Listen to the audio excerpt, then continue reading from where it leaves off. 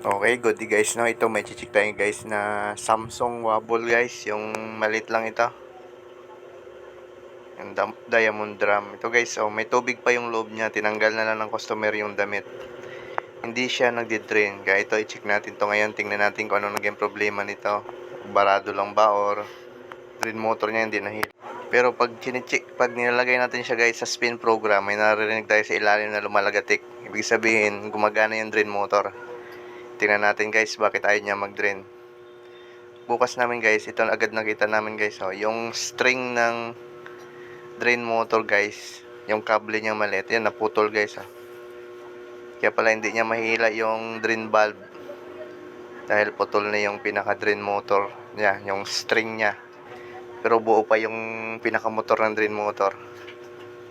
Yung string niya lang naputol guys, kaya ayaw niya na maglabas ng tubig.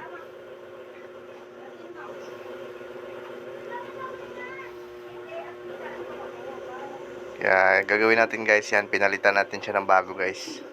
Ganito yung pinalit natin guys, na bago. Bagong drain motor.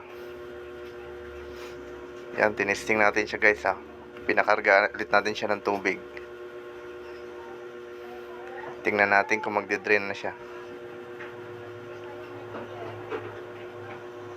Hintayin lang natin na maraming tubig guys, tapos i-testing na agad natin siya sa spin program. Kaya ganun guys, pag may ayaw mag-drain yung washing machine, check nyo muna guys yung drain motor, o kung nahila ba yung drain motor guys. Kung nahila, malamang barado. Yan, tinik natin guys. Ayan, nag-drain na siya ng tubig guys. Okay na siya guys. Okay, maraming salamat sa panonood.